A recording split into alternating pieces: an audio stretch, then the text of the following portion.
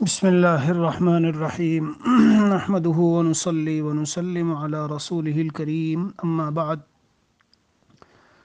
اللہ تعالیٰ کے فضل و کرم سے جو مضمون بیان ہو رہا ہے، ہمارے بہت سے احباب ماشاءاللہ اس کا اظہار کر رہے ہیں کہ ان کے گھروں کے احوال میں اس کی وجہ سے بہترائی آئی، اور بعض نے تو اس طرح سے بالکل ذکر کیا کہ جیسے بالکل پکے ہوئے تھے احوال، آگ پر رکھے ہوئے گرما گرم اور جب یہ سب باتیں ان کے کانوں میں پڑی تو ماشاءاللہ ان کو نفع ہوا اور دونوں ہی کی طبیعت ٹھنڈی ہوئی اور سکون پیدا ہوا۔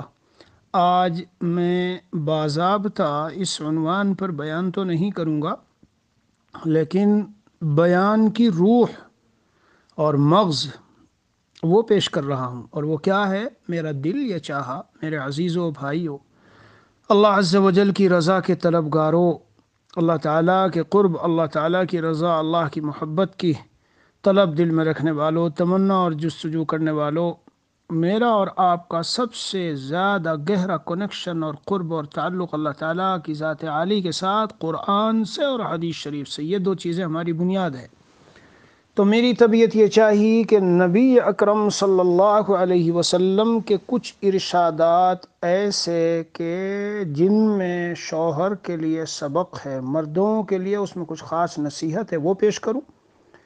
تو اپنی تقریر کم، اپنی تشریح و توضیح کم، بس آپ حضرات کے سامنے یہ ارشادات پیش کروں گا۔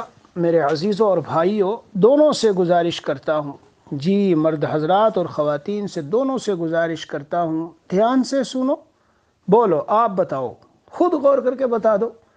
حضور اکرم صلی اللہ علیہ وسلم جو بات فرمائیں گے اس سے زیادہ سچی، حقیقت پر مبنی اور ہماری خیر اور بھلائی کی بات اچھا کوئی ہو سکتی ہے؟ بتا دو آپ لوگ، کوئی نہیں ہو سکتی۔ اس سے زیادہ خیر کی، نفع کی، بھلائی کی، ہمدردی کی، خیر خواہی کی، محبت کی، پیار کی، شفقت کی، میرے پیاروں، کسی کی بات نہیں ہو سکتی۔ تو سنو، دھیان سے سنو اور پلے سے گرا باندھو جو حدیث شریف، بس میں آج یہی کروں گا، ایک چھوٹا سا حصہ مردوں کے لیے اور ایک چھوٹا سا حصہ خواتین کے لیے، شوہر اور بیوی دونوں کے لیے الگ الگ کر کے پیش کروں گا، انشاءاللہ بہت نفع ہوگا۔ کیوں؟ وحی ہے، وحی الہی، وحی آسمانی، اللہ نے ہمیں پیدا کیا، اللہ تعالی ہماری طبیعتوں کو جتنا جانتے ہیں اور ہمارے نفع نقصان کو میرے پیاروں جتنا جانتے ہیں کوئی بھی نہیں جانتا، اور وہی علم پھر اللہ عز و جل نے نبی اکرم صلی اللہ علیہ وسلم کے ذریعے سے ہم کو پہنچایا۔ تو آئیے ذرا ہم شروع کر لیتے ہیں۔ یہ پہلا حصہ کچھ احادیث شریفہ، بس تقریباً 10-15 حدیث شریف ہی پڑھوں گا، اور ترجمہ اور چند جملے بیچ میں مختصر، تاکہ دونوں حضرات کے لیے 15-20 منٹ کا ایک مضمون ہو جائے۔ جب کبھی اس طرح کی آگ بھڑکے، غضب کی، غصے کی، اور طبیعت میں جھلساؤ کی، اور نفرت کی، اور عداوت کی، اور بدخواہی کی، اور بدگمانی کی، اور بدزنی کی، اور آپسی اختلاف کی، تو اگر واقعی شوہر مخلص ہے اور چاہتا ہے کہ ہمارا یہ تعلق باقی رہے تو ان احادیث کو سن لے، اور اگر واقعی وہ بیوی مخلص اپنے شوہر کی محبت میں اور دل سے چاہ رہی ہے کہ ختم کریں ہم ان سب باتوں کو، اب ذرا ٹھیک سے چلو، نئے سرے سے زندگی کی شروعات کرتے ہیں، اگر اس میں مخلص ہے تو ان حدیثوں کو سن لے۔ سمجھ رہے ہو میرے بھائیوں؟ خالصتاً خیر خواہی، خالصتاً ہماری بھلائی اور نفع۔ آئیے آپ کو سناتا ہوں۔ یہ جو ابھی میں حصہ پیش کروں گا اس میں وہ احادیث شریفہ ہیں کہ جن میں شوہر کے لیے ایک عبرت ہے، سبق ہے، نصیحت ہے، بس میں تھوڑا تھوڑا بولتا جاؤں گا۔ عن جابر رضی اللہ عنہ قال قال رسول اللہ صلی اللہ علیہ وسلم ان ابلیس یضع عرشہ علی الماء ثم يبعث سرایاه يفتنون الناس فأدناهم منه منزلة أعظمهم فتنة يجيء أحدهم فيقول فعلت كذا وكذا فيقول ما صنعت شيئا قال ثم يجيء أحدهم فيقول ما تركته حتى فرقت بينه وبين امرأته قال فيدنيه منه ويقول نعم أنت قال الأعمش أراه قال فيلتزمه رواه مسلم۔ ترجمہ سن لو میرے بھائیو۔ حضرت جابر رضی اللہ عنہ سے روایت ہے، نبی اکرم صلی اللہ علیہ وسلم نے ارشاد فرمایا کہ ابلیس عرش پر اپنا پانی پر اپنا عرش لگاتا ہے، پھر وہ اپنے لشکروں کو بھیجتا ہے کہ لوگوں کو جاؤ اور گناہوں میں مبتلا کرو، چنانچہ ان میں سے سب سے زیادہ اس کا قریبی، اور قریبی وہ درجے کے اعتبار سے مرتبے کے سب سے زیادہ اقرب وہ شخص ہوتا ہے جو زیادہ بڑے فتنے میں لوگوں کو مبتلا کر دے۔ چنانچہ اس کے ان چیلوں میں سے اور اس کے ان کارندوں میں سے ایک آتا ہے اور کہتا ہے میں نے ایسا کیا، اس گناہ میں مبتلا کیا، اس گناہ میں مبتلا کیا، تو یہ ابلیس کہتا ہے جا جا جا، تو نے کچھ نہیں کیا، یہ کیا ہے، نماز چھڑوا دی بس، یہ کیا ہے، صدقہ چھڑوا دیا بس، یہ کیا ہے، یہ فلاں گناہ کرا دیا بس۔ قال ثم يجيء احدهم، پھر ان میں سے ایک آتا ہے اور یہ کہتا ہے ما ترکتہ، میں نے اس کو نہیں چھوڑا یہاں تک کہ اس کے اور اس کی بیوی کے درمیان میں تفریق کرا دی، جدائیگی کرا دی، طلاق دلوا دی، خلا کرا دیا، جدائیگی ہو گئی جی، اور ایسے حالات پیدا کر دیے کہ دائمی ابدی ہمیشہ کی حرمت ہو گئی۔ کیا وہ میں نے ایک دن مسئلہ بیان کیا تھا، اسے ذرا بار بار سن لیا کرو، حرمت مساہرت والا۔ بہرحال فیدنیہ منہ، تو ابلیس اسے اپنے قریب لگاتا ہے اور کہتا ہے نعم العون انت، نعم الولد انت، تو میرا صحیح معنی میں تو میرا چیلا ہے، اور تو میرا صحیح معنی میں کارندہ ہے، اور تو میرا صحیح معنی میں میری سلطنت کا وزیر اور حقیقی کارندہ اور کام کرنے والا تو ہے، تو نے صحیح کام کیا۔ روایت میں ہے کہ حضرت اعمش کہتے ہیں فیلتزمو، اس کو چمٹا لیتا ہے۔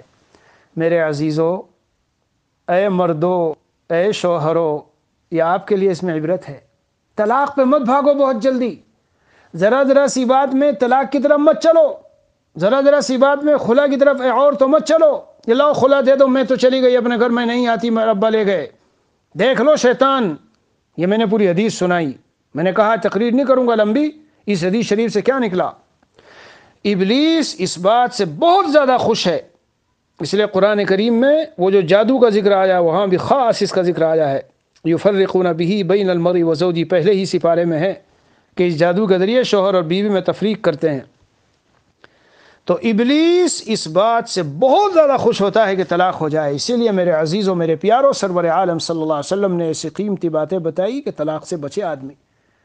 یہ ایک ارشاد سنا، اس سے نقطہ نکال لو، مردوں کو چاہیے کہ اس سے ایک نقطہ نکال لے، نصیحت نکال لے کہ بھائی طلاق کے قریب نہیں جانا، بھائی بالکل اس سے تو بہت دور رکھنا ہے اپنے آپ کو، کوئی بھی ایسی شکل بنانی ہے۔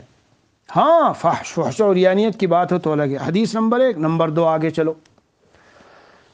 حضرت والا رحمۃ اللہ علیہ نے روح کی بیماری ان کے علاج میں روح المعانی کے حوالے سے لکھی ہے، وفی الخبر، حدیث شریف میں ہے لا خیر فی النساء ولا يصبر عنہن یغلبن کریما ویغلبہن لئیم، وفی روایت یغلبن الکرام ویغلبہن اللئام، فاحب ان اکون کریما مغلوبا ولا احب ان اکون لئیما غالبا۔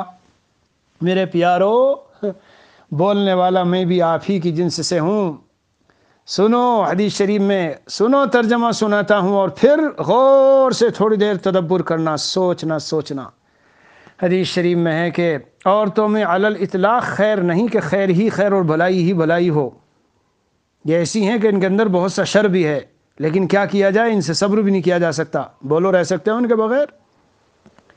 یہ کریم اور شریف آدمی پر غالب آ کے رہتی ہیں، اور جو کمینہ ہوتا ہے وہ ان پر غالب آ کے رہتا ہے۔ ایک روایت میں لفظ ہے، ایک روایت میں مفہوم وہی ہے کہ شریفوں کے اوپر یہ غالب آ جاتی ہیں، اور جو کمینے ہوتے ہیں وہ ان پر غالب آتے ہیں، ان پر کنٹرول چلاتے ہیں، رعب، دبدبہ، خوف، جوش، تیش، اور مغلوب رکھتے ہیں ان کو۔ سنو میرے پیارو، سنو، نبی اکرم صلی اللہ علیہ وسلم فرماتے ہیں فَأُحِبُّ أَنْ أَكُونَ كَرِيمًا مَغْلُوبًا، مجھے یہ بات پسند ہے کہ میں شریف بنوں اور مغلوب رہوں، یعنی عورتوں میں بظاہر جب ذرا کچھ جملے ہمارے ہاں چلتے ہیں نا کہ تھوڑا سا کچھ شروع ہوئی، تو میں شروع ہوئی، تو مرد کو مغلوب ہو جانا چاہیے، چلو بھائی بول لو، تم بول لو، کوئی بات نہیں ہے۔ حضور علیہ الصلاۃ والسلام فرماتے ہیں میں چاہتا ہوں کہ میں اللہ کی بارگاہ میں کریم اور شریف شمار ہوں، کمینہ شمار نہ ہوں، ہاں دنیا میں مغلوب رہوں کوئی بات نہیں، ولا احب ان اکون لئیما غالبا، آئے ہائے ہائے کیا بات ہے، میں یہ نہیں چاہتا ہوں کہ میں کمینہ ہوں اور غالب ہوں، میرے عزیزو میرے پیارو، زبان کا، جوش کا، غصے کا، تیش کا، قوت کا اور مال کا، دولت کا، تعلقات کا، رابطوں کا جو نشہ ہے، جو جوش ہے جی، اور طبیعت میں جو اس کا ایک وہ ہے، اس کی وجہ سے اپنی ان خواتین کو جو اللہ نے آپ کی رفیق حیات بنائیں اور آپ کے تابع بنائیں، حضور اقدس صلی اللہ علیہ وسلم کی سنتوں پر ہم عمل تو کرتے ہیں، لباس کی سنت، ٹوائلٹ میں جانے کی سنت، کھانے پینے کی سنت، رات کو سونے اٹھنے بیٹھنے کی سنت، ٹھیک ہے، لیکن یہ بھی حضور کی سنت ہے۔ حضور علیہ الصلوۃ والسلام فرماتے ہیں گھر میں مغلوب بن کے رہ لو، آنے دو ان کو غالب جی، لیکن تم کریم شریف شمار ہو گئے اللہ کے یہاں، ان پہ اپنا روب دبدبا قائم کر کے وہ انہیں ڈرا دھمکا کے نہ رکھو۔ یہاں ایک سوال ہے، اس کا جواب انشاءاللہ کل دوں گا، یہ پورا ہفتہ اسی کی نظر ہے۔ وہ کیا؟ عورتوں کی غلامی مقصود نہیں، محبت مقصود ہے۔ ہاں میرے پیارو، غلامی نہیں، کل بتاؤں گا انشاءاللہ۔ آج میں حدیث شریف سنا رہا ہوں۔ تو بھائیو، کیا سبق نکلا اس سے؟ سبق نکلا، اگر کبھی چٹپٹ کچھ بات ہو رہی ہے بول لے دو، کوئی غصہ تیشے نکال لو، خاموشی سے اور سنجیدگی سے اور وقار سے بیٹھ جاؤ، سن لو، وہ ان سے کہو دل خوش ہو گیا، بول لی تم، ہو گئی بات پوری، نو پرابلم، کوئی بات نہیں، پھر بھی تم میری بیوی ہو، پھر بھی تم میرے بچوں کی امی ہو، پھر بھی تم میرے لیے میرا سامان سکون ہو، پھر بھی تم یہ ہو وغیرہ، یوں کہہ کے اپنے دل کو تسلی دے کے اور حضور کے کی مشابہت اختیار کر لو۔ قیامت کے دن جب ہاں جی یہ کہلاؤ گے، بہرحال اب تقریر نہیں کرنی، آگے نمبر 3، چلو نمبر 3، عن ابی ہریرہ رضی اللہ عنہ قال قال رسول اللہ صلی اللہ علیہ وسلم ان المرأة خلقت من ضلع لن تستقیم لك على طریقة فإن استمتعت بها استمتعت بها وبها عوج وإن ذهبت تقيمها كسرتها وكسرها طلاقها او كما قال رسول اللہ صلی اللہ علیہ وسلم۔ میرے عزیزو، مردوں سے مخاطب ہوں میں، پیارے نبی پیارے نبی پیارے نبی حضرت محمد صلی اللہ علیہ وسلم کی باتیں فدا ہو جائیں، ہم قربان ہو جائیں۔ یہ دنیا والے جو بیچارے دین اسلام میں نہیں ہیں، ان کو اگر پتہ چل جائے کہ محمد الرسول اللہ صلی اللہ علیہ وسلم کی معاشرت کی تعلیمات کیا کیا ہیں، تو ٹوٹ پڑیں گے، دین اسلام پر ٹوٹ پڑیں گے۔ ہماری کمی ہم پیش نہیں کرتے۔ سنو میرے بھائیو، سنو کیا ہے حدیث شریف کا ترجمہ۔ بلا شبہ عورت پسلی سے پیدا ہوئی، ہرگز وہ تمہارے طریقے پر اور راہ راست پر اور بالکل مسلمہ اصولوں پر اور تمہارے پلین اور تمہارے سیدھا جو نظام ہے اس پر ہرگز سیدھی نہیں ہو سکتی۔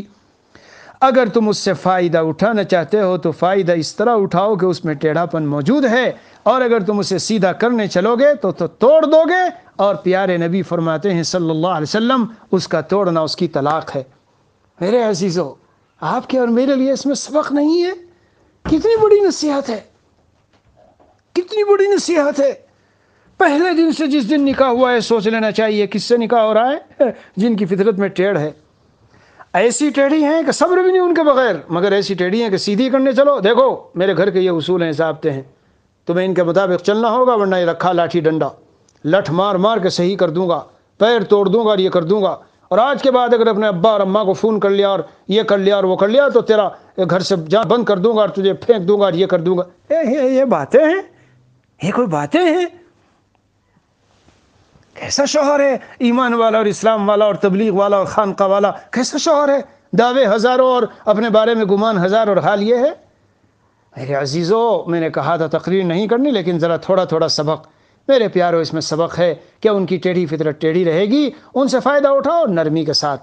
یہ بھی ایک حدیث شریف میں ہے کہ ان کے ساتھ مدارات اختیار کرو، نرمی کا سلوک کرو، جیسے میں نے کل کہا تھا، شائستہ و شستہ کلمات اور اچھے پیار محبت کے انداز سے بہلا پھسلا کے لے کر چلتے رہو۔ تو اس حدیث میں کیا سبق نکلا؟ سیدھا کرنے نہ چلنا، ورنہ طلاق کی نوبت آ جائے گی۔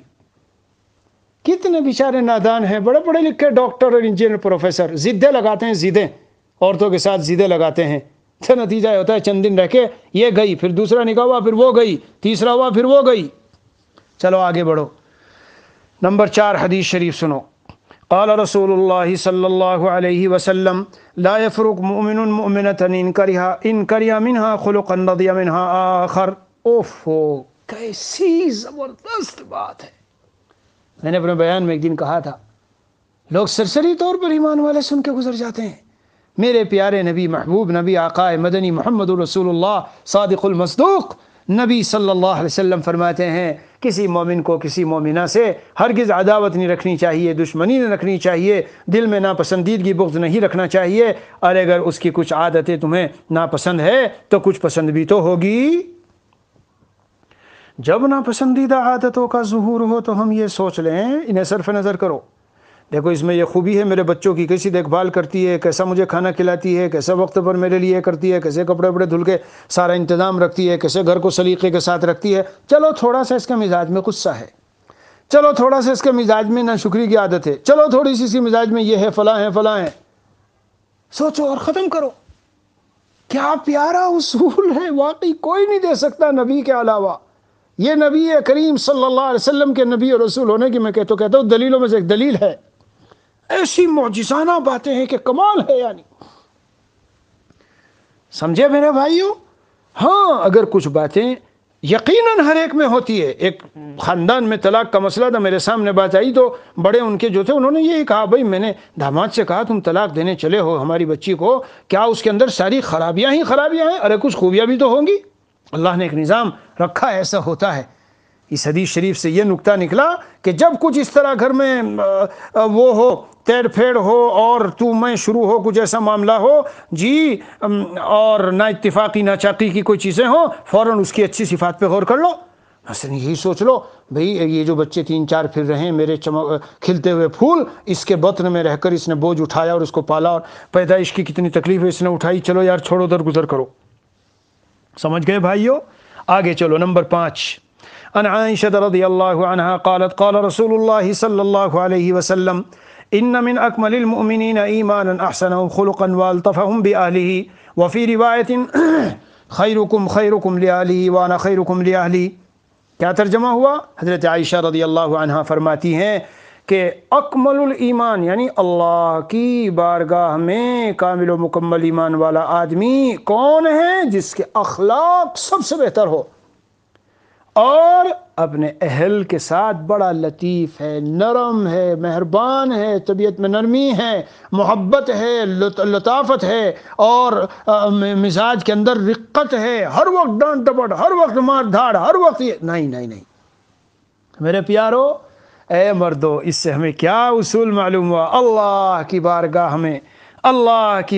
میں اپنے کمال ایمان کا سرٹیفکیٹ اگر ہمیں چاہیے کہ جب ہم جائیں ہمارے کمال ایمان والا شمار کیا جائے، تو ایک تو ہم اخلاق اچھے کریں اور گھر والوں کے ساتھ نرمی کے ساتھ پیش آئے۔ آخری حدیث شریف سنا کر یہ مضمون مردوں کے لیے ختم کرتا ہوں۔ نمبر 6، قال رسول اللہ صلی اللہ علیہ وسلم اتقوا اللہ فی هذه البہائم المعجمہ فارکبوها صالحہ واترکوها صالحہ۔